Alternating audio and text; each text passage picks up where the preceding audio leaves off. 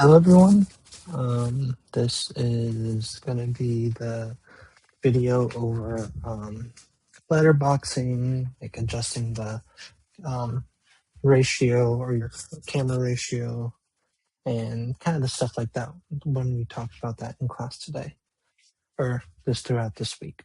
So, just big picture, what did we do this week? Well, we established letterboxing to establish a screen ratio or an aspect ratio for our game.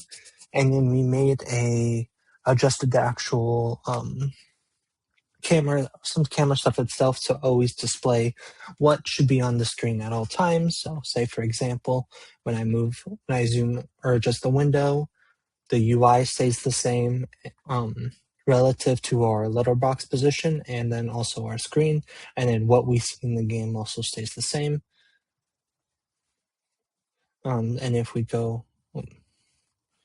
other way around and we go this way, we get both sides of letterboxing. Big picture, how do we do this? There's a couple of ways or a couple of spots that we adjusted in order to fix this. We can remove that. Okay, so the first thing we did was we added the aspect ratio. And what we did was we just set aspect ratio equal to our aspect ratio options. So when we go into here, when we call engine.start, we send in our aspect ratio of 2. So it's a 2-to-1 aspect ratio, and we have a camera width of 1,000 pixels. Say, for example, I adjusted this to 2,000. We should see it zoomed out. If I do 500, we should be able to zoom it back in.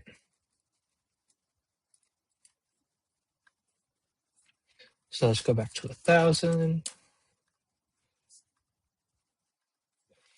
So now, and then we also see that our camera moves relative to our position now as well, for both the aspect ratios, or adjust based off the aspect ratios. So we established the aspect ratio there, and now how we actually implement the aspect ratio is inside of here. So inside of our draw, we check if we have an aspect ratio, and what we do is if we have an aspect ratio, then we get the aspect ratio of our current, so we get our wanted aspect ratio, and if the screen aspect ratio currently is greater than, what we do is we adjust the max width, and then we set the letterbox width equal to width minus the max width, which is just the multiplication of what our height is with our aspect ratio. Otherwise, we do max height, which is just the inverse of it, where we do dot width divided by the aspect ratio, and then we get the letterbox height. So now the next kind of spot is actually drawing it. So we draw it at the very end after everything. And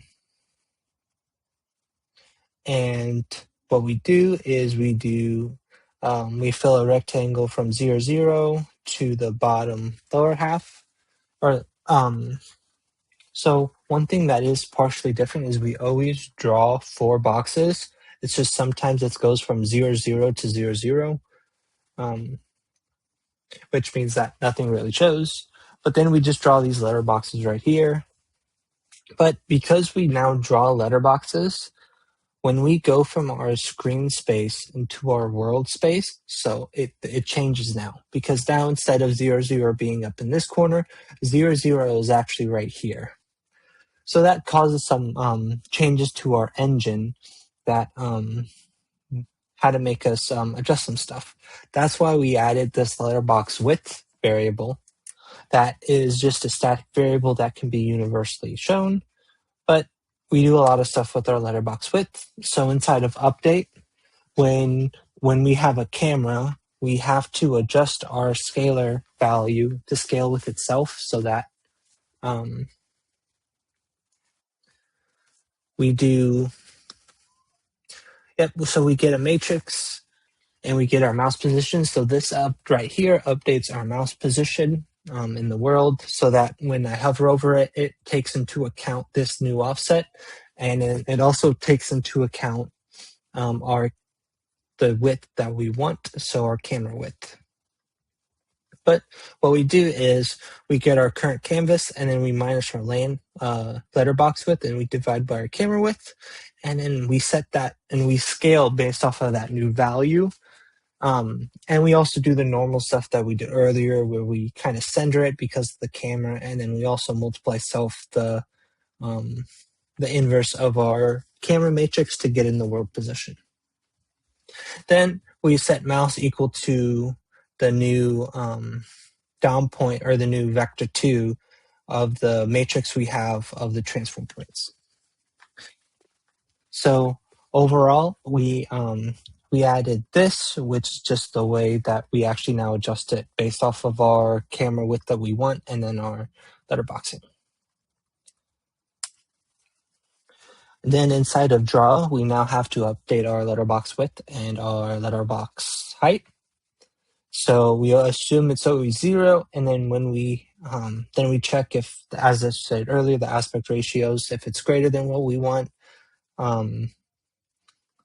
then we adjust the width. Otherwise, we adjust the height, and then we redo this scalar again. So now that, because when we were doing the scalar up here, we were trying to adjust the mouse position so that we can get mouse position in the world. But now when we go down here, we are actually drawing it now, which means that we have to draw based off of those adjusted changes as well. So we do the same logic in here, and then we also use the letterbox width and height for said letterboxing stuff. And then finally, camera width. There's the setting the camera equal to the options that I had earlier. And then if we actually go into our scene, there's the only times where we reference camera width are dividing it when we're doing the scalar so that we can adjust it so that the mouse is in the correct area. So if we go to more tools,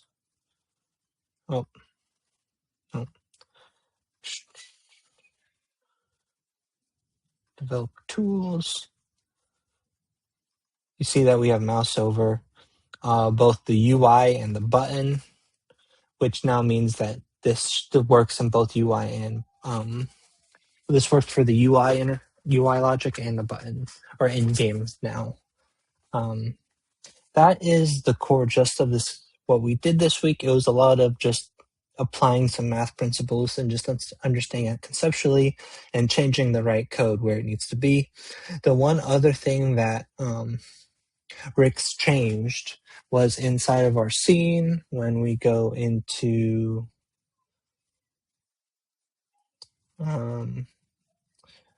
it would be inside of update here.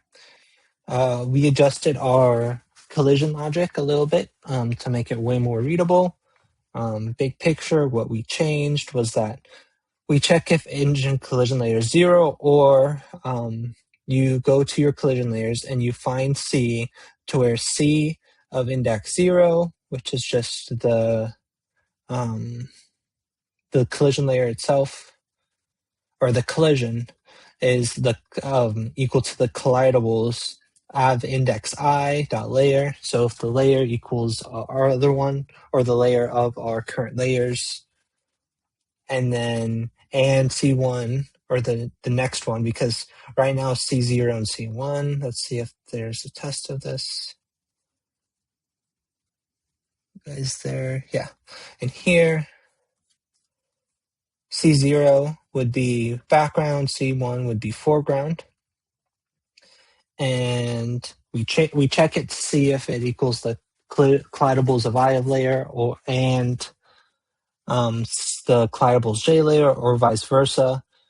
And then if it does, then we get the collidables game objects, and then we check if both of them have a ridge body. If they do, then we get the collision. If they're not in collision, then we just continue.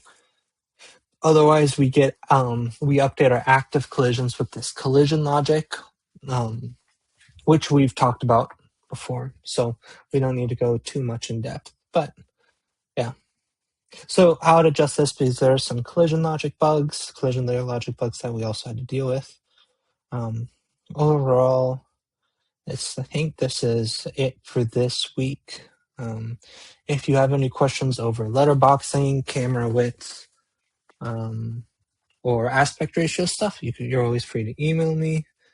Yeah, otherwise have a good one.